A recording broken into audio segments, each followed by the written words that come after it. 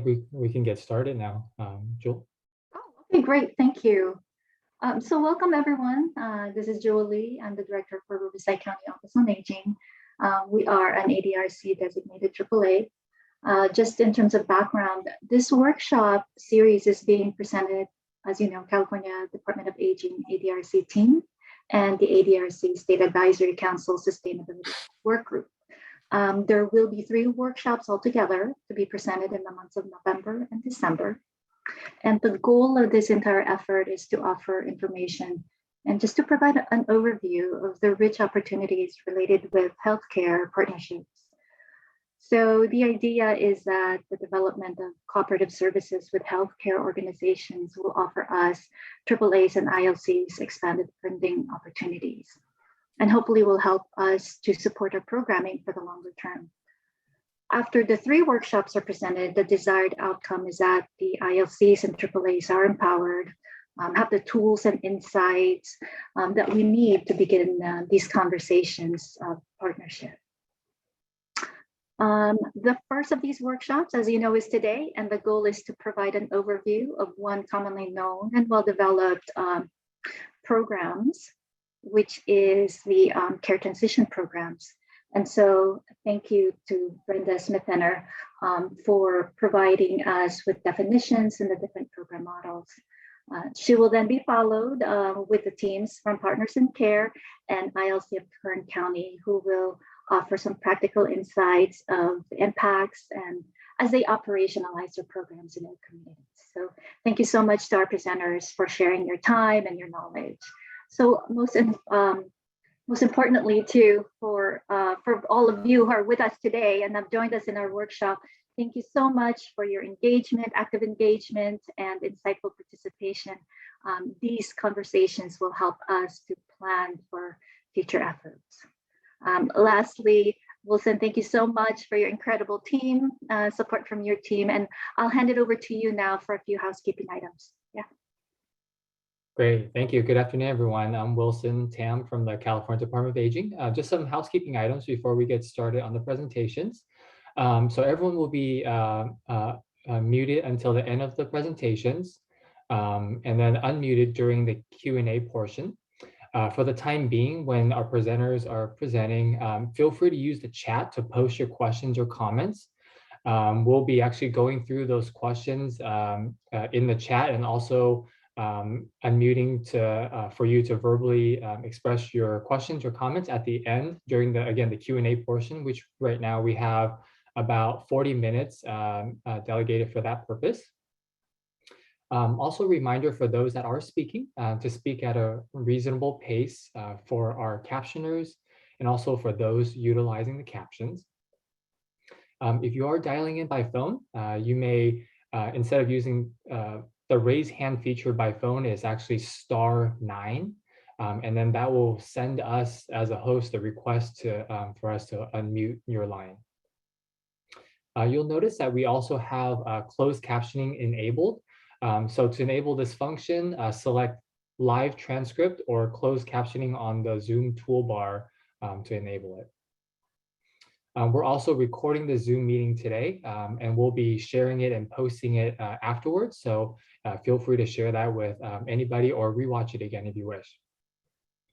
Lastly, if you're having any technical issues with Zoom, feel free to send us an email at adrc@aging.ca.gov.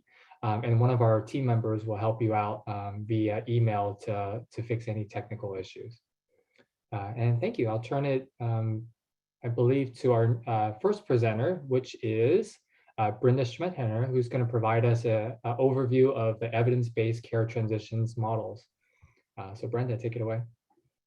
Thank you, Wilson, and good afternoon, everyone. As Wilson said, my name is Brenda Schmidt-Henner, and it's my pleasure this afternoon to provide you a very high-level overview of evidence-based care transitions models. So let's start with a basic definition. What do we mean when we say care transitions? Well, the term refers to a broad range of services that ensure the continuity of care as a patient transfers from one level of care to another, or from one care setting to another. And why are good transitions of care important? Well, first of all, care transitions is a core service of the ADRC, and effective transitions improves the overall health, well-being, and ensures greater independence of ADRC clients. In addition, delivering care transition support really opens the door for the ADRC to be able to engage in new partnerships, partners with healthcare payers like managed health plans, or with healthcare providers like hospitals or clinics. And not only that, it provides an opportunity for the ADRC to secure additional funding to either increase or sustain core services of the ADRC network and partners. So what do we mean when we say a practice or an intervention is evidence-based? Well, it means that that practice or intervention has been studied by clinical experts and has been substantiated by both internal and external evidence to be a reliable intervention and has been determined to respect a client and caregiver's circumstances, values, and priorities. Now, today, I'm going to provide you some information about 5 different care transition models. Now, the first is one that many of you may already be familiar with. It's called the Care Transitions Intervention, or CTI model. And this is the hospital to home transition model that is most commonly used by community-based organizations. And you're going to hear a lot more about CTI from our next presenter, Esther, from Partners in Care. So I'm going to do just a very high overview that tells you that the intervention itself is really based on the use of a transitional care nurse called a coach and 4 pillars. It ensures that the patient has the ability to manage their medications and has a system to do it. And that the patient establishes a personal health record, and that they use that record as the vehicle to communicate information across their different doctors and different providers. Also, the coach ensures that the patient schedules follow-up visits after the hospitalization timely, and that the patient understands the red flags. And red flags are signs and symptoms that their condition or illness has worsened. It gives them information about what they need to do to respond. Now, the next care transition model is called the transitional care model. It's TCM. And it is also a hospital to home care transition model. In this one, a transitional care nurse creates an in-hospital evidence-based nursing care plan using a hospital discharge screening tool, meaning the nurse targets patients for this intervention that are at high risk for a readmission. Now, this model really establishes a great collaboration between the nurse in the hospital, the physician caring for the patient in the hospital, and the physician who's going to assume care once the patient is discharged. The model provides the patient and caregiver education and support, and it includes the patient and the caregiver as a core member of the care team. The model also includes a home visit and phone follow-up by a nurse after the patient is discharged from the hospital. Now, this model really encourages open cross-communication across all members of the team, which includes the patient and caregiver. Now, this particular model has been found to reduce hospital admissions, decrease emergency visits, as well as decrease healthcare costs.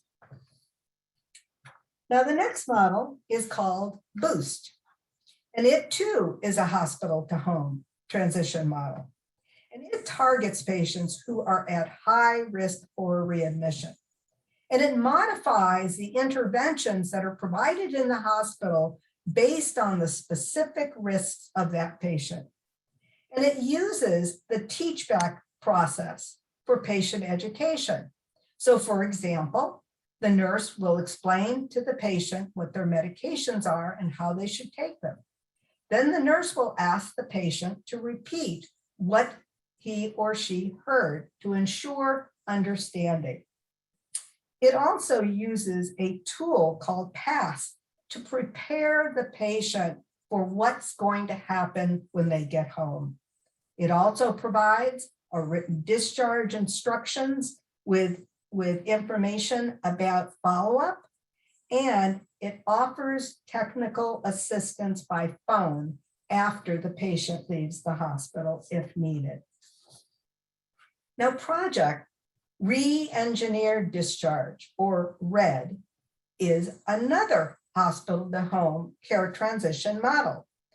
And it provides diagnosis related education to the patient. So it's very targeted education that's specific to the needs of that patient. But it also provides education on diet, medication, and exercise. And what's unique about this model is that all of the post-discharge appointments with therapies, with the primary care physician, perhaps with specialists, or anyone else in the care team, are made before the patient leaves the hospital. The patient is also given a written emergency response plan so that they can identify those red flags and what they need to do if they identify one, and a discharge summary prior to the discharge. Now, the nurse follows up with the patient in 2 to 3 days after discharge by phone to check in on progress, answer questions, and address any concerns that the patient may have. Now, the next intervention is not a hospital to home one. Instead, it is a community-based care transition model called the chronic care model. And this is typically the type of transition that would happen in a community-based health setting. So for example, a health clinic. And it uses very specific tools that are based or organized around specific chronic illnesses. And it tailors the plan of care to that patient's chronic condition or conditions. It also provides extensive support for patient self-management and decision-making. And what's unique about this model is that it uses a clinical information system to communicate across the different departments and the different healthcare providers that the individual may receive care for. So they're saying they have one single care plan shared across everybody. So everyone is dealing with the same information about the patient. And the result is that it really creates a very coordinated delivery system for individuals who are at high risk because they have multiple chronic conditions. And this model has been found to improve the well-being of patients, particularly those that have multiple chronic conditions. Well, that concludes my presentation this afternoon, and I thank you for your attention.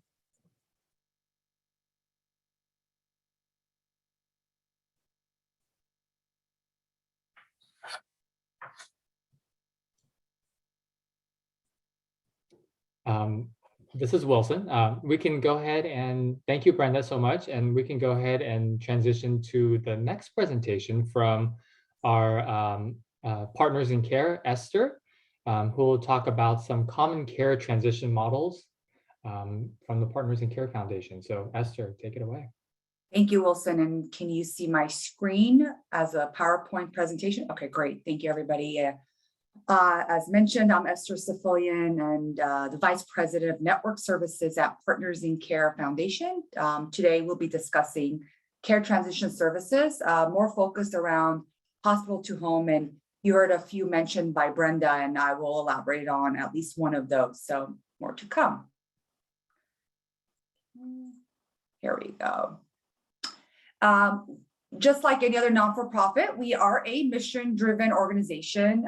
As our mission, as shown on the screen, is to align social care and health care to address the social determinants of health and equity disparities affecting diverse and underserved and vulnerable populations. Since 1997, we have been a nationally recognized leader working at the regional, state, and national levels to disseminate evidence-based models of care to address social determinants of health for older populations, as well as other complex populations with needs for around more of the in-home support. We have been pioneers in conceptualizing and developing the home and community-based services network and recognized for leading that work to advance the concept in California and across the nation. We are, just to note, NCQA accredited, and we're one of the early on CBOs, community-based organizations, to have NCQA accreditation under case management, complex case management. We are a social determinants of health innovator specialist. So our work really serves as a bridge between the medical care and what a person accomplishes in their own home. We do create, test, and adapt and disseminate evidence-based models. Again, the focus around evidence-based models you'll hear throughout my presentation. And these models are applied to social care management for community living and aging well. We deliver services to improve chronic disease self-management, identify and resolve dangerous medication errors, thus preventing falls and costly ER use or hospitalization, and preventing homelessness or nursing home placement through our variety of different programs, through our care coordination programs. We do provide long and short-term care management, as well as consumer empowerment through evidence-based workshops to enhance a person's well-being. Who we serve is we serve people through collaborations with hospitals, physicians, medical groups, health plans, health systems, other community-based organizations and governmental agencies to deliver these services that support diverse adults and families with complex health and social service needs, and their caregivers and families as well. We really try to shift the emphasis of illness care to preventative care by reducing costs and improving quality of life for those with chronic conditions. So now focusing on the home piece of it, because this piece of the transitional work is really hospital to home. So what really, we all know what really health happens at home. So I'm going to focus on specific transitional interventions that here at Partners in Care we've utilized around home visits and the community setting. So first of all, Care Transition Choices is our product line, is what we call our transitional work. Since 2013, with the start of the Community-Based Care Transitions Program, CCTP, a demonstration project that came out of CMS under the Affordable Care Act, Partners has been providing 3 distinct evidence-based interventions around transitions. So the care transitions intervention, as you heard Brenda speak of, the bridge model, as well as home meds. I will go into detail about each of those in a moment. All of these interventions are provided by an alternative workforce. I know we heard a nurse prior mentioned by Brenda. In our models, all of these interventions are by a non-clinical trained staff that are providing these interventions. The goal of throughout these interventions is really helping reduce hospital preventable readmission, improving patient care, and overall cost of care. So I'm going to get into those specific interventions. Brenda briefly spoke about the CTI model, Care Transitions Intervention. The purpose of CTI is to really develop patient family skills for self-care and connecting with community resources to recover safely at home. It's a short-term, a model that complements a systems care team to empower the patient to develop self-care skills and helps them assume a more activated role in their health through the whole person approach. This is a strictly very focused coaching model, is to help patients and their support team, which is inclusive of family members, neighbors, friends, caregivers, you name it, the full support team, to take charge of their own health and to know what to do before it gets to that point of really calling 911. This was developed by Dr. Eric Coleman out of the University of Colorado, again, around evidence-based program. Now it is run by the Coordinated Care System, CCS. They do provide training throughout the year, and they did a refresher training for our team just last year as well. Most readmissions occur during the first week post-discharge, and the top two reasons, even historically and research shows, are around medications and a lack of physician follow-up, timely physician follow-up. CTI focuses on those, as well as a couple of other, through its primary 4 pillars. We saw 4 pillars on Brenda's slide earlier, just to reinforce those: medication self-management, the personal health record, timely primary specialty care follow-up, as well as the knowledge of red flags that indicates a worsening in their patient's condition and how to respond to that. All of this starts at the hospital. We do a hospital visit when possible. There are times when we get a referral on day of or after discharge, or when we're trying to visit a patient at the hospital at bedside. They're often gone getting lab work or other testing done, and we can't see them. But when possible, during the hospital visit, we introduce the program, provide them a handout, which is generally co-branded with the health system or the hospital, get verbal consent to participate in the program, and start building rapport. And most recently, we started actually helping set up physician appointments while the patient's still inpatient. Having a coach in the hospital allows for our staff to be part of the care team, so there's no disconnect there. It's ideal for the coach to have access to the medical records, the electronic medical records, and we have really worked hard to help transitions be included as part of the discharge plan. So there's a continuation of care right there. There are other things we've piloted within the hospital visits, which includes having the hospital care manager introduce the patient to the coach at bedside, writing the coach's name on the blackboard or a whiteboard to reinforce the importance and the involvement of the coach with the clinical team, as well as scheduling the home visit piece as well at bedside. And then upon discharge from hospital, the home visit will occur within 24 hours, depending upon patient availability, following the discharge from hospital, or if they're going to a short-term SNF following that SNF visit. Now that the patient's back as home, using the care transitions coaching model, the coach will use motivational interviewing and role playing to promote active patient participation and building their care navigation skills. So it's really empowering the patient to take charge of their own health. The work focuses on teaching patients to identify any red flags, signaling changes in the patient's condition, avoiding those subsequent calls to 911 when not necessary, and increasing the patient's capacity for self-care.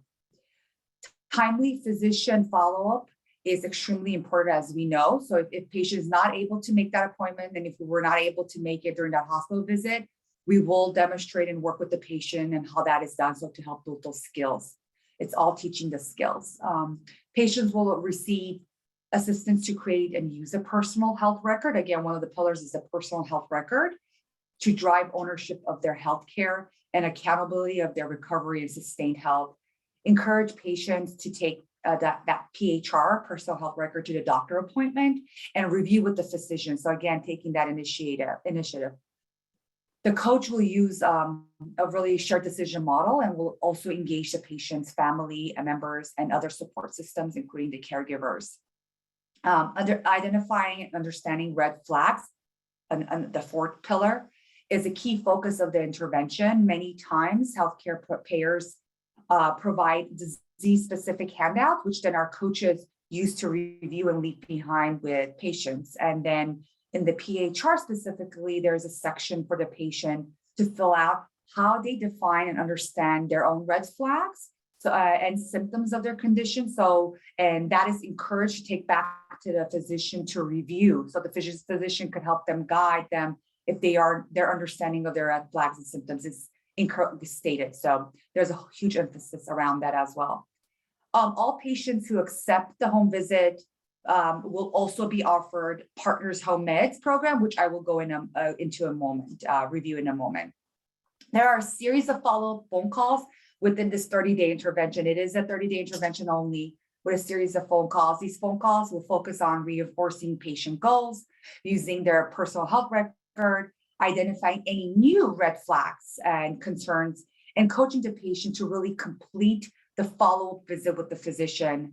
The transitional coach will send follow-up appointment reminders and coordinate transportation and connect to any other community-based social determinant resources and services as identified as necessary. So that was CTI. Now getting into the bridge model. I've included the websites, by the way, for each of these interventions. Once you receive the slide deck, you'll see there's a link to each of these interventions. The purpose of the bridge is to provide a person-centered, social work-based, interdisciplinary transitional care intervention that helps adults with complex health and social needs to safely transition from the hospital back to their homes and communities. It is about providing transitional support through intensive care coordination, service coordination, that starts in the hospital and continues after discharge to help minimize the risk of any complications. This is a social work model, which was developed by Rush University Medical Center in Chicago. We have used the bridge model for those who have mainly refused a home visit or have lived outside of our service areas, but it has become our main intervention used during the pandemic. So it was ready to go. We were always using this as an option, but because of the pandemic and not able to go to home visits, we were able to fully move into this evidence-based intervention. And then after discharge, coach will conduct an evidence-based telephonic needs assessment within 24 to 72 hours after discharge. Now at the point of now the patient's home, the bridge really focuses on the key areas of care coordination, primary care integration, and patient and family engagement to provide a seamless transition home after hospitalization, and to improve the coordination and the quality of care for the individual and their families. And you'll see there's a lot of commonalities between a lot of these evidence-based interventions, so you'll hear similarities around it as well. This is strictly a telephonic service coordination that is done by the coach, the transitional coach. The coach will work with the patient to resolve needs, connect the patient to appropriate community-based services, focus on bridging the coach by using motivational interviewing to promote patient activation. Again, what we heard from CTIs around activation, and engage the family members and caregivers in the patient's care, just again, like CTI. We'll also help arrange for services and follow-up appointments as needed after discharge. We'll also help address caregiver issues, and the coach often helps connect patients to needed services such as transportation, meals, and other community-based services to ensure safe recovery at home. We do refer to long-term managed self-management and other care management programs, because again, this is a 30-day intervention, so there is sometimes a need to refer to a longer-term programs. Coaches do ensure that the patients have, again, that emphasis around the timely follow-up physician phone call and ensure that the patient actually got there. Throughout the 30-day intervention, there's a series of phone call and service coordination really happening intensively to ensure that the patient's needs are met. And during COVID pandemic, we were, again, quickly able to continue to these services because of how effective this program has been. And it was at that time during the pandemic that we also decided to add our home meds program, which I'll go into it in a moment, as an option for the bridge, because home meds is usually done in person, but we did add that on to this as a option for the bridge model. Oopsie, I did skip a slide, sorry. Okay. Now, real quickly around the home meds, our third evidence-based intervention. It was created by Partners in Care Foundation, many years ago. It is an evidence-based medication home inventory software tool and risk screening with a pharmacist review. It is done by the purpose of home meds is to utilize a non-clinical workforce to help with the medication issues, and coach will conduct an inventory of all medications the patient is taking and those that are present in the home, including over-the-counters, supplements, things that are not prescribed to that patient. It's the neighbors, it's from another country, you name it. It's all inventoried by the coach. And then the patient will also be assessed for signs of adverse medication effects, including impact on blood pressure, pulse, dizziness, falls, confusion, adherence issues, and understanding of the medication regimen will also be documented. And an algorithm is applied to target suspected medication-related problems, which a pharmacist reviews and makes recommendations for resolution. Okay. Literature really has shown, as we've discussed, one of the top reasons why patients get readmitted the first week of hospitalization, discharge from a hospital, is one of the top reasons is due to medication-related issues. And really, home meds has provided results that positively impact the AAA, including reducing unnecessary hospitalizations, ED usage, emergency department usage. So to help lower costs, has helped make health better through medication modifications, which leads to reduced falls and improved blood pressure and so forth, as well as provide better care through an improved use of medications. Just real quickly, the next two slides, just some, data is always great to showcase the effectiveness of these models.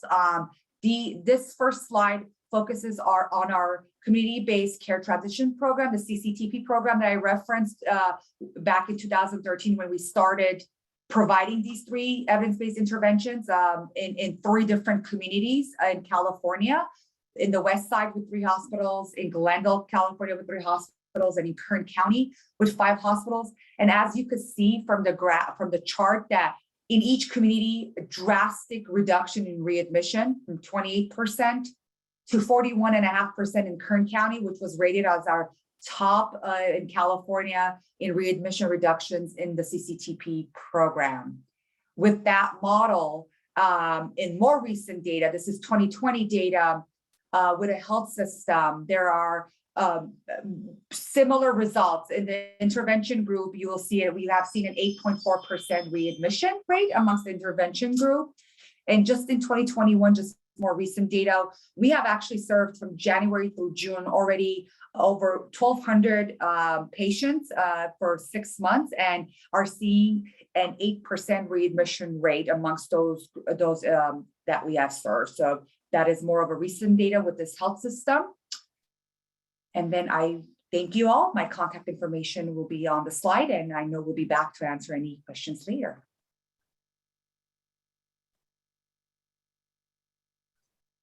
Great, thank you very much, Esther. This is Wilson again. So our next presenter is from the Kern County Independent Living Center. And I believe, is it Carol Henry who will be presenting? Carol, take it away. Good afternoon, everybody. I want to thank you for allowing Jessica and myself and Brooke to be part of your ADRC workshop for the care transition service models. First of all, I'd like to introduce ILCKC transitions programs. ILCKC began transition activities approximately 10 years ago with with 21 successful transitions to date. ILCKC began with DOR transition funding.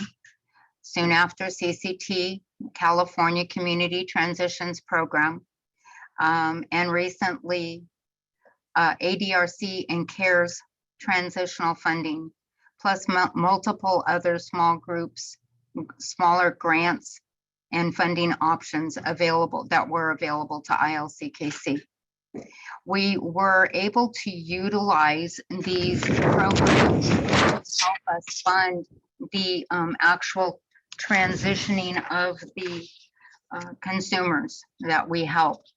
We're gonna go into the CCT program. CCT is California Community Transitions Program.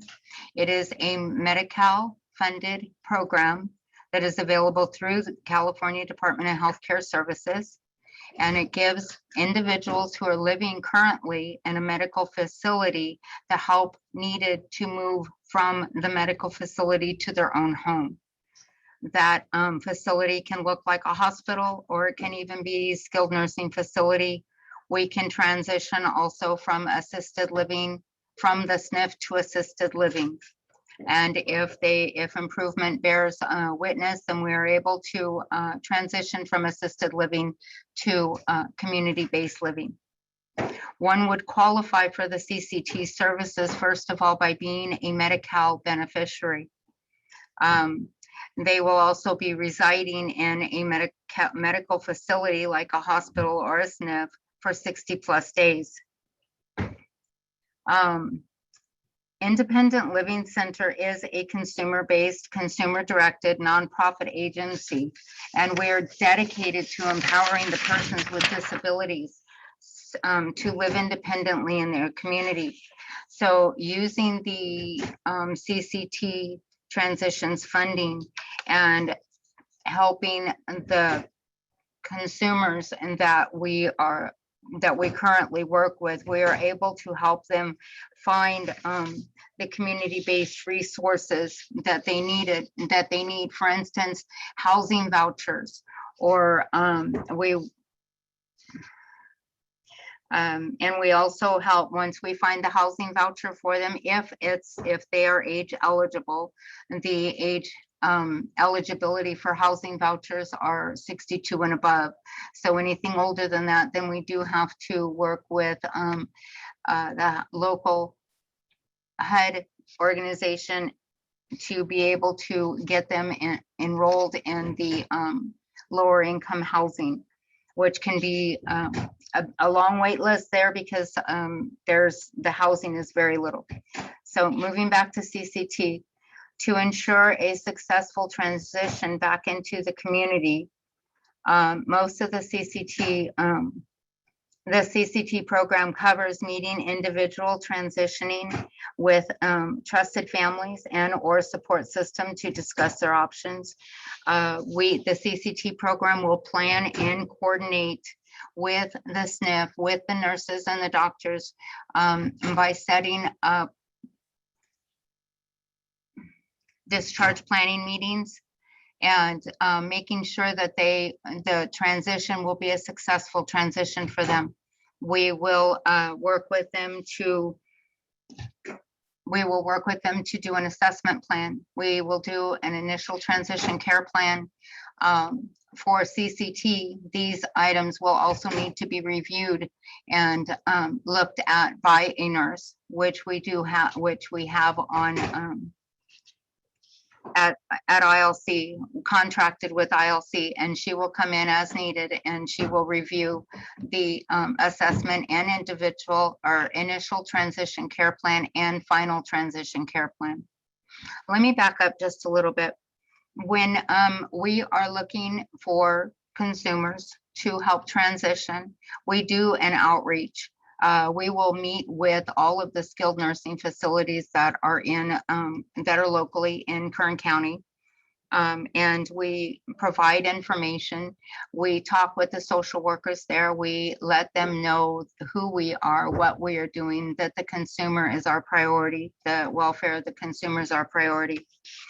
At that time, if the social workers find out or know of people there at the facility, of anybody that might be interested in transitioning, then they will provide their face sheets to us.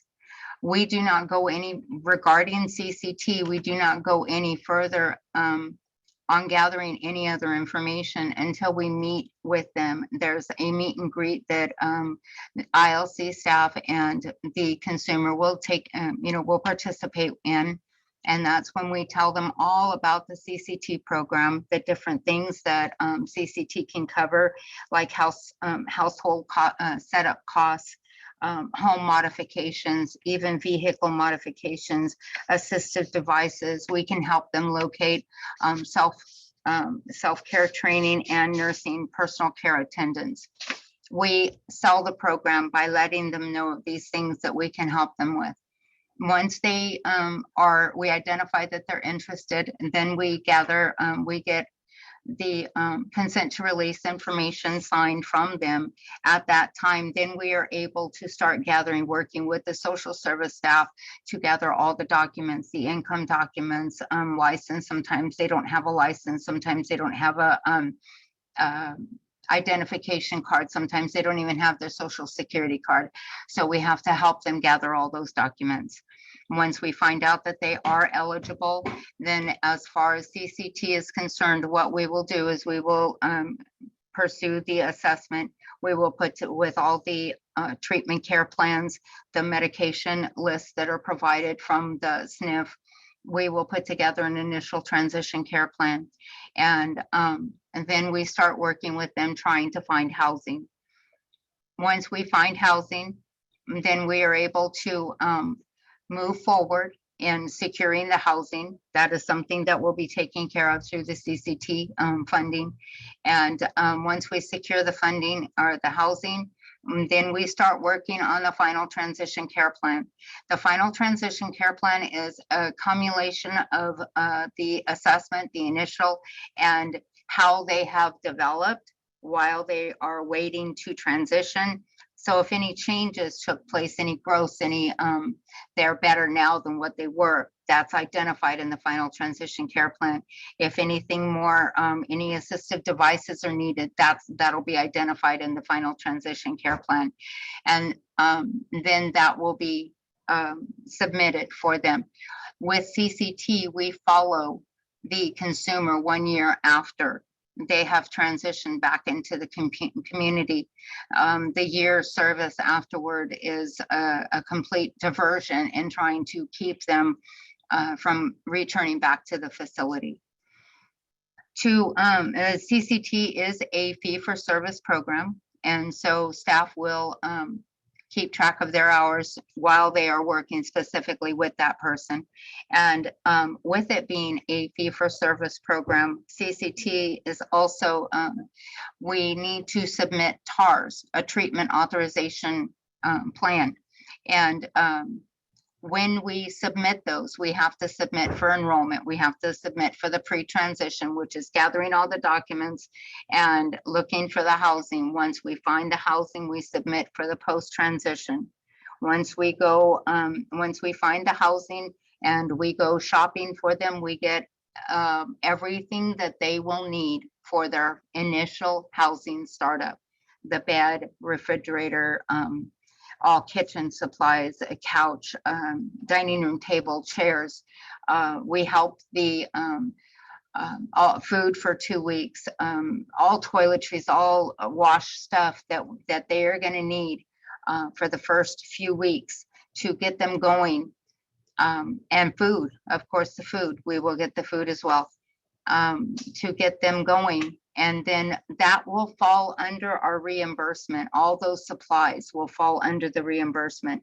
So after they have been transitioned and we've received the post-transition TAR, then we will submit the reimbursement TAR. And that's how we get reimbursed for those documents or for the items that we purchased. Let's see. We will follow up with them for a year. That is complete diversion activities. We keep them, make sure that they have their IHSS worker set up. We help them. We don't do it for them. We refer them just before they move. and they are assessed. Then when they move, they are reassessed. Their hours may change, they may not change. And we help them find a caregiver before they actually transition out, so that they are not by themselves for that 24, 36, even 48 hours afterwards. That's one of the standards that CCT recommends, is to have a caregiver before they transition out. Let's see, what else can we do? We also utilize waiver services as needed. If somebody is discharged from the skilled nursing facility that has, say, for instance, multiple wounds, they are stabilized and actually healing from that, but they still need the wound care treatment. We will get them an HCBA waiver and get them enrolled in that. And the waiver company or the waiver agency will help locate the nursing for that waiver. The waiver company will also do the assessment to identify what the hours would be for that. Let's see. ILCKC does have independent living skills training. And so there are many trainings and programs through ILCKC that can help improve their their skills in living, like budgeting, coupons for grocery shopping, shopping of any kind. There's a lot of different living skills programs that they can continue with, even in preparation of budgeting, for instance, before they actually move, if that is what their needs are. But they can follow even after and beyond the post-transition. So ILCKC works real closely with the those who are transitioning. I was also asked to give an example, or give a consumer that I worked with. There was this one consumer. I found him at a skilled nursing facility. He was actually homeless at the time he was brought into the facility. He had been homeless for several months. He had become incapacitated during the homeless period. And in doing so, he ended up getting multiple severe wounds, stage 4 wounds, all the way to the bone. He was very rough, if you can say, whenever I first met him. He has gone through the CCT program successfully. He has been out on his own. He actually has only one wound left. He was also an HCBA waiver recipient.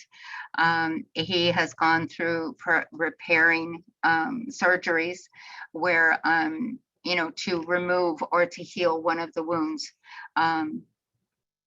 Yeah, he's one of my success stories, and there are so many success stories with the people that we have helped, so many along the way.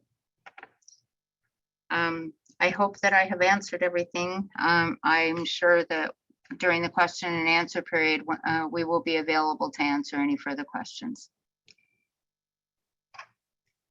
Thank you. Great, thank you very much, Carol. And lastly, for our last but not least presentation, we have Victoria Jump from the Ventura County ADRC to kind of wrap it all up for us. So now that we've talked about these different evidence-based care transition models, some common models that's been used by Partners in Care Foundation and also the Independent Living Center of Kern County.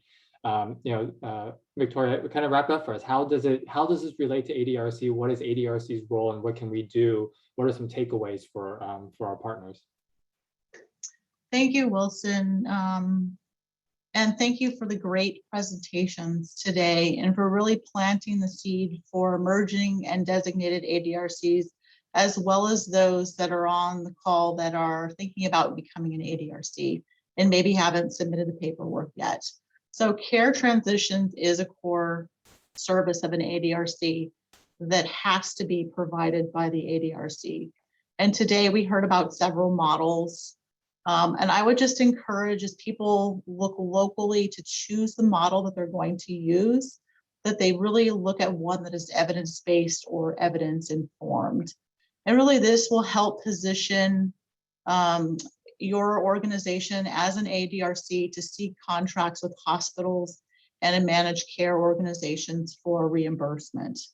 Additionally, as the state rolls out the CalAIM initiative, one of the community support services that plans can choose to offer deals with care transitions and providing case management for those that are at risk of institutionalization.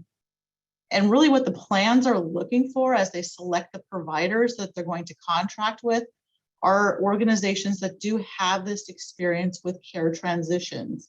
And they're looking for not somebody that just decides, tomorrow to do it, but somebody that has some time under their belt and they can show results. ADRCs really are no wrong door systems. And as we continue building our systems, because ADRCs should be something that's ever expanding as the needs of the population changes. So as you're building your system and continuing to build it, having a really solid care transition program really is critical. And I think that the data Esther showed us is powerful. Interventions do work. The people that we're providing the care for, they're happier in the community. They're not in a nursing facility. They're not in a hospital. They're recovering at home and they're staying out of the hospital. So they're happier, but we're also saving the system money, which we hope that the money can be reinvested in us. As dedicated or emerging ADRCs or someone looking to establish one, also look beyond yourself. If you're thinking as an ADRC, this is great, but I'm not to the point where I can have something like this. You may have really strong community organizations like Partners in Care or something like that in your local community that does have that experience. So really look at them and consider bringing them on, as an extended partner to your ADRC, and maybe learn from them, learn what their model is so that they can help you as well. So those are my thoughts, Wilson. But truly this is one of those things that we care so much about. Not a lot of, most of the attention for ADRCs goes to just the enhanced information and referral, but this is one of those core services that I'm glad that we are discussing and giving people ideas. So back to you. Great. Thank you, Victoria. So with that, so that's our presentations, and I see in the chat we have a few questions that have came in. So if you have further questions, feel free to continue entering in the chat or raise your hand and we'll call upon you. But we'll kind of take turns. I'll go ahead and read off some questions from the chat, match it with one of our presenters today to help us provide a response. And then any new ones that come in, we'll either read it from the chat or call upon you if you have your hand raised. So one of the questions we got, and this is an easy one in regards to, do we get a copy of the PowerPoint for reference? So if you're interested in receiving a copy of the PowerPoint slides from our presenters today, please simply just send an email to adrc@aging.ca.gov, and we'll be happy to send you a copy of whichever slides or all the slides that you wish to receive. The next question we have is, and this one is to ping Brenda and possibly even Esther. Are these programs, I'm guessing it's referring to care transitions or transition service programs, cheaper than staying in a skilled nursing facility for outpatient physical therapy and general recovery? Brenda and maybe even Esther, is that something you could kind of chime in on? Well, Sure. this is Brenda. Go ahead, Esther. No, go ahead, start, Brenda, not a problem. Okay, I was just going to say, you have to follow who's at risk for the money, who's responsible for the cost. So if someone stays in a nursing home, obviously for a certain period of time, if they have a skilled service, they are covered, their stay is covered by an insurance, that typically Medicare or whoever their insurer is. However, after a certain period of time, then there's a significant copay. And at that point, it's more reasonable for the patient to receive care at home. Now, the care transition programs may connect the individuals they're working with to physical therapy, occupational therapy, and other community-based services, but that's not part of the actual care transition model to provide those direct services. And to add to Brenda's, the transitional programs that I reviewed are not to replace somebody needing that clinical care in a post-acute world, whether it's PTOT or short-term SNF for whatever reason it may be. It's to augment services. It's not to really replace those clinical services that are needed. I just want to note that as well. Thank you very much, Brenda. Thank you, Esther. And hopefully that answers your question. I think that was from Marquita. So feel free to raise your hand if that wasn't answered and if you have any further questions. The next question we have is regarding, so although these are transition models, how do we set up the next phase and follow-up check-ins later after the initial transition? And secondly, how do we focus on patients? So we focus on patients, but how is the family involved when appropriate and available? Carol, Esther, is that something, maybe some real life stories that you can share regarding this question? Sure. Go ahead, Esther. Thank you. Regarding the first question, it's in the transitional programs that I referenced, those are 30-day interventions. So the goal, it's a very structured, evidence-based program that has a set of tasks that have to be accomplished, must be accomplished. So it's ongoing 30-day transitional period. It's not just a one-time only, I'm done. It starts at the hospital, builds that rapport, continues out to the home visit, or if it's the bridge model, that intensive telephonic comprehensive screening assessment, and then really works with the patient and support system within those 30-day periods to get them connected to services or even long-term services if that is what's needed. So there's no like, I'm done, drop off. It's more of a 30-day intervention process. And how it focuses on family and support system is to bring them into the conversation. I think a lot of times what we've seen is there might be children, daughter's doing something for mom, son is doing something else. They're not communicating. There's a drop in care. They don't know what to do. Bringing the support systems into the conversation, like with coaching, for example, you would use coaching skills to empower all of them and help guide all of them, the patient inclusive, with the support system. So it's involving them in the conversation is ideal. It's the key to those interventions that I mentioned. Jessica? Yeah, so our CCT program is pretty much kind of like yours. So we do the same thing during the assessment. We ask them who do they want to be on their care plan team. And a lot of times they'll mention whether it be a daughter or a cousin or a husband.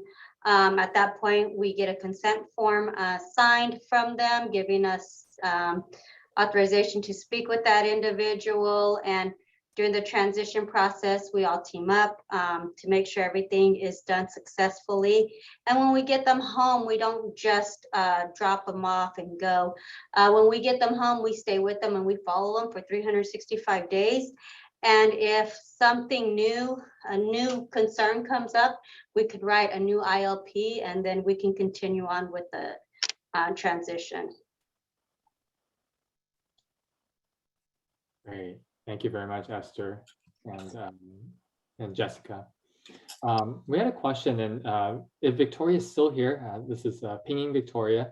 We had a question about which care transition model are you using? So I'm, I guess, referring to Ventura ADRC.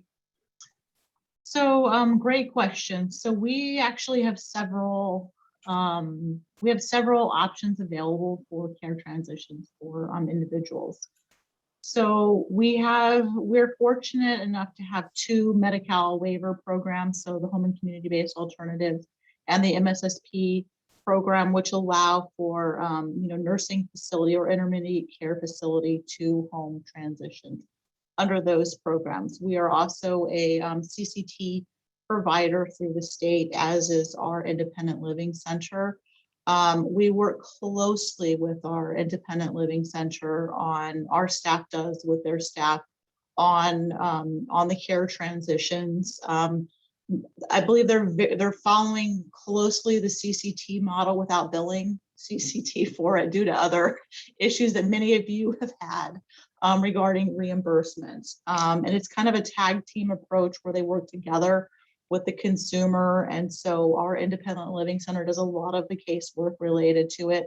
And then we help them as well by providing other supportive services that the individual may need. So we have several different options that several different doors that people can go through. And really it depends on what they're eligible for, but we try to put them into the right program. Great. Thank you, Victoria. I do see a hand raised from, I believe, Jana. Jana, would you like to ask a question?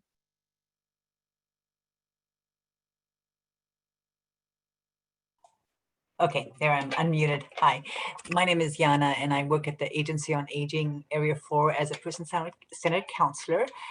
And I have a kind of a two-part question. As an agency on aging, we primarily focus on people that are 60 years and older. So I wanted to get a little bit of a bigger or a little more detail from Carol in Kern County as far as the demographics of the clients that they serve with the transition program. Are most of them under 60 or, several over 60? What's the difference as far as being able to serve them? I know she mentioned something about the 62-year age when it comes to housing being a lot more challenging to find for people that are 62 years and older. So maybe she can say a little bit more about that.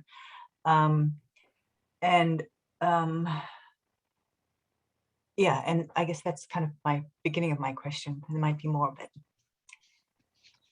Hi, Jana. I personally have not done CCT in some time because of a change within the agency. But when I was doing it, the majority of mine were above 45 and up to maybe 65, 70. I think we even had one that was 80. And so again, dealing with the housing authority, it was very difficult because there was no grants or I'm sorry, my word. Jessica, help me. What's it called? Vouchers? Vouchers, thank you. There were no vouchers available for anyone over 62.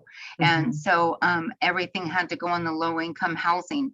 But the rest of them, they either went out and they went on their own looking for housing, or they were very independent in looking for their housing, or we would help them look for with their voucher. Even some had, some did not.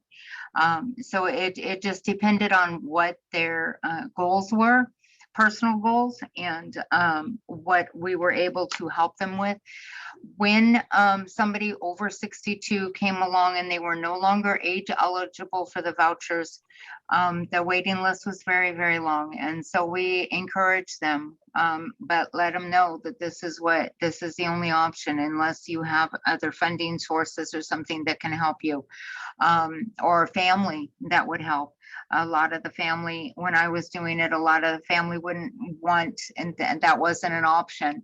But the younger adults that were active and did receive a housing voucher, combined with our housing staff, our ILC staff, and then their own drive, and they were able to find something really fast or a lot quicker. And Jessica is more active in it right now, and she can give you some more update scenarios. Jessica?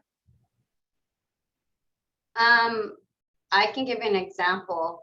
I have a consumer who he is 80 years old. We did place him on the low income housing list because of his age.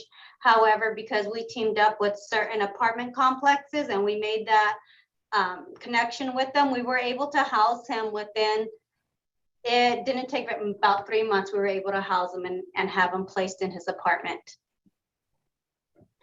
And did he have a housing choice voucher or not? So You what just- I did is I worked together with Windsor and we got him a homeless voucher. Mhm. So with that allowed us to put him on the application list for the apartment complex that we worked with. And we were able to place him into his own apartment. Okay. Does the transition program pay for room and board? If that's available in Sacramento, or now PSA, room and board seem to be somewhat more available than low income housing or, apartments.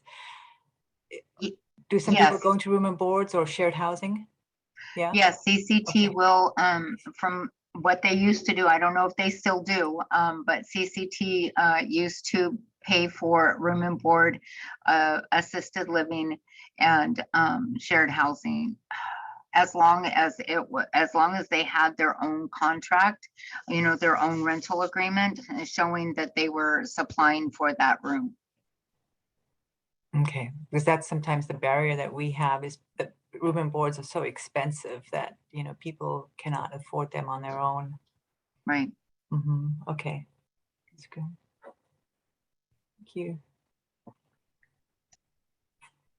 Thank you for your question, Yana. Was there anything else that you wanted to ask our panel presenters? No, I think that's all. Yeah, thank you very much. Great, thank you, Yana. We had a comment earlier in the chat about this person is worried these programs let hospital off the hook to coordinate and be held accountable for responsible discharges in general. Esther, Brenda, can you kind of answer that? What are the responsibilities of hospitals and how do ADRC support to ensure successful transitions? Well, unfortunately, hospitals aren't off the hook because they are penalized for readmissions. So they really are incentivized to try to discharge the patient to a safe environment. However, they really don't know the world of long-term services and supports. And they might make a referral or provide a list to the patient of resources, but they honestly don't know how to connect well with the community-based services. And that's why it's such an important role for CBOs, AAAs, and ILCs to be there and to partner with the hospital and be that effective handoff and ensure that safe transition and connection with the services and supports in the community that individual needs. Right on, Brenda. That's the reason the CCTP program that I mentioned, Community-Based Care Transitions Program, started, is because hospitals were starting to be penalized. We're going to be penalized for readmissions for Medicare. So CMS provided that opportunity to demonstrate the partnership with the community-based organizations to leverage services and ensure that the patients are safely being discharged home and have all the support systems and services that they need to sustain and recover at home. The three programs that I mentioned, our Care Transition Choices product line that I referenced, that's all paid by our hospitals partners. That's not federally funded, state funded programs. These are programs that our hospital partners are paying us, partners in care, to provide these interventions for their patients. And because they see the benefit, the return on investment, that if they save X amount of readmissions, they will save X amount in their penalties, right? So the return is highly successful for them, and ultimately patient satisfaction goes a long way for hospitals with star ratings and all these HEDIS measures that they have to meet. There is a lot of incentive to pay for such services. And it's just for the greater good, right? To help make sure that the patients are getting places, like Brenda mentioned, hospital case managers don't know everything that's happening out in the community because they're so focused more on the clinical stuff too, right? They might use LCSWs, but it's very clinically based. When it comes to the community, you really need that quarterback, like, a community health worker, a community-based organization, a AAA that really understands the community and the services and the people to help build that rapport and trust and get them to the services that they need. So that's the partnership we've developed throughout these years with multiple health systems and hospitals. So, and those are paid directly through them. Just want to mention that. So this is Wilson. So this is a question that kind of came in my mind. If it's, the way you describe it, and thank you so much, Brenda and Esther, it sounds like it's almost like a no-brainer for health systems and hospitals to really partner with community-based organizations such as AAAs, ILCs, and ADRC partnerships in general. Why isn't it being done more from the perspective of the health systems and hospitals, and from perspectives of ADRCs? Why isn't there more of these partnerships if it's like a no-brainer like that? Well, I think that there probably are more partnerships than you think. Because when a hospital becomes wise to the fact that their penalties are high and they need to do something to curb their readmissions, and they realize that the reason for the readmission is because of unmet social needs, they're going to seek out a partner that can help them address those issues outside of the hospital. And that's the role of the ADRC. And it is, to piggyback on Brenda's comment, there are integrated community networks created. California has one of CBOs, which Partners in Care has helped lead a network of providers providing evidence-based and other SDOH supportive services in contract with payers. So beyond health systems and hospitals, you also have insurance companies, health plans that realize the importance of SDOH. I mean, if you guys go back a few years back, social determinants started becoming a buzzword, but that's been true to all of us all along. We knew what social determinants does.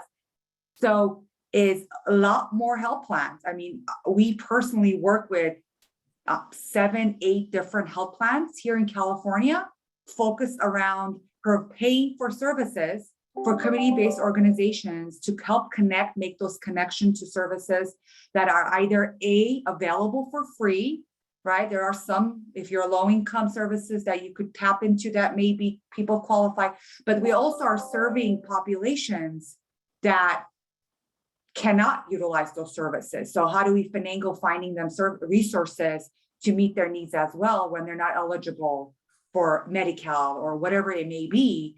So it's being creative to find services as well and getting them connected out there. So there is a lot of movement around this and a lot of national movement. June, our CEO, and I are really involved in a national level of bringing these changes as well. So there are partnerships right now in paying for certain services. It's just a matter of back to who's being penalized. New penalties just came out of hospitals being penalized. So that's going to start the whole conversation again of starting partnerships with community organizations, helping the transitional, because a lot more hospitals are being penalized now. So that's an area to look at. Thank you very much. We have Yana, I believe. Yana, you have your hand up again. Did you have a follow-up question? Well, I do. I thought of something. So with to enroll in the transitions program, do people need to be in the hospital for that to happen? Because I'm thinking of a couple of people that I work with right now who are homeless. They have been in the hospital, but they didn't get connected to services when they were in the hospital, and now they're homeless. So do we kind of need to wait for them to get readmitted to the hospital before we can provide these transition services, or can they happen at this point? Well, I think that, the transition models are really designed to provide that bridge between the hospital and the home. and ensure that there's continuity of care and that the patient or the client is set up for success in their home following a hospitalization. However, there's no reason why you couldn't use case management programs, which I'm assuming your AAA may have, perhaps the MSSP program, if you have that program, or other case management programs to then provide support in the home once they are discharged from the hospital. And that's something that many community-based organizations across the country have done, is they've actually implemented the Care Transitions Intervention, or CTI, and then included or added on the additional short-term care coordination and case management component to ensure that that individual is connected to all the services and supports they need over perhaps an additional 30 days or so. So what I'm thinking of particularly is people that are now homeless. So they don't have a home to transition to. They need to help find a home or a room and board to transition to.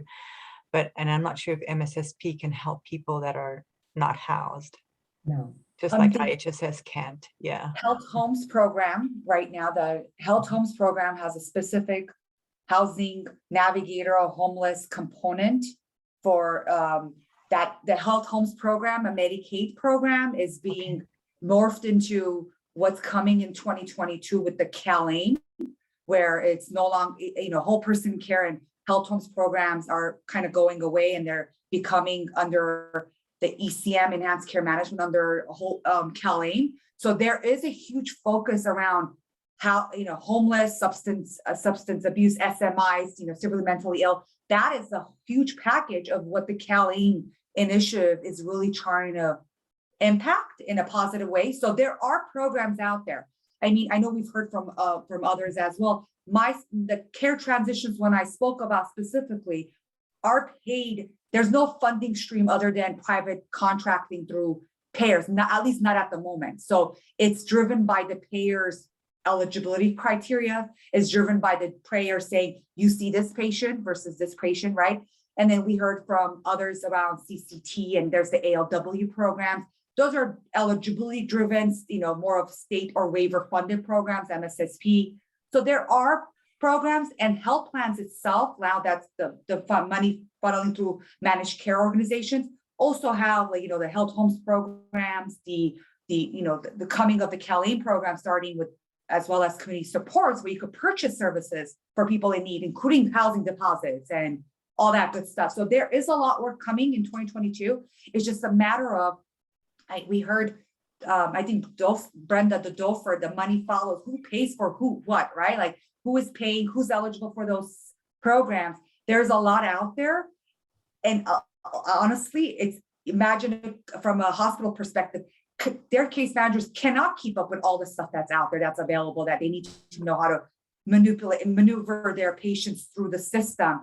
It's where more of the CBO side comes in, that they do this day in, day out. Care management companies should, for the most part, like MSSPs, even if they're not an MSSP, should know what's out there as well. Like what are other services they could help their patients or their people on a wait list get into, or whatever it may be. So tapping into those LTSS Medicaid programs, as well as the managed care plans themselves, have their internal complex case management services, because they're at risk for these patients too, right? They cut the check at the end.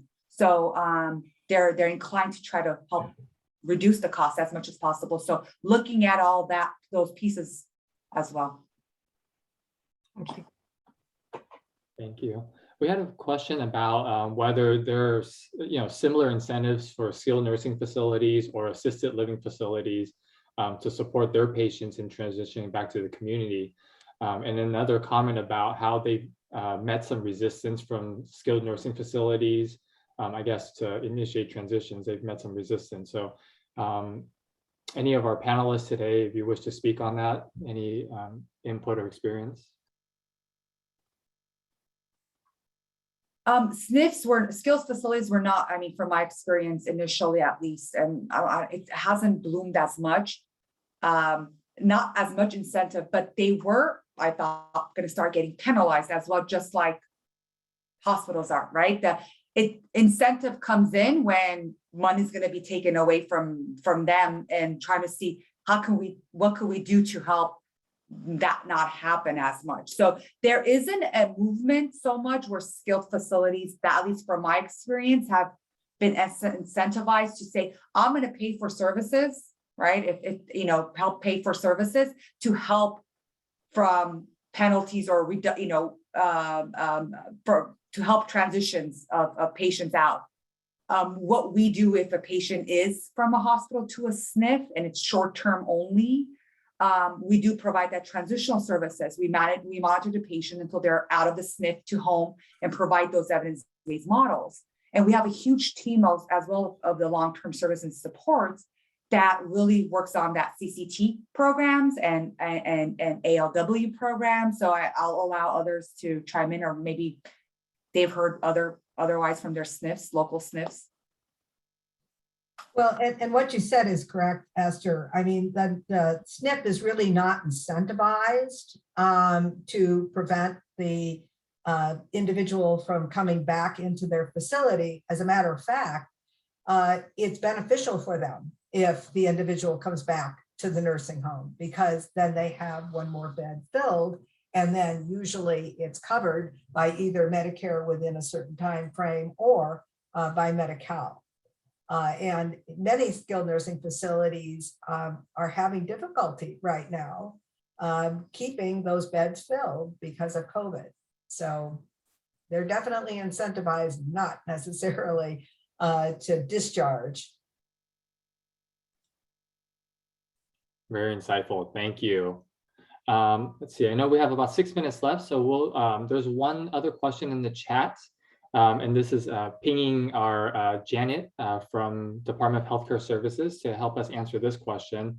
Team, can we make Janet Rednick a host so she can unmute herself? I'll go ahead and kind of frame the question.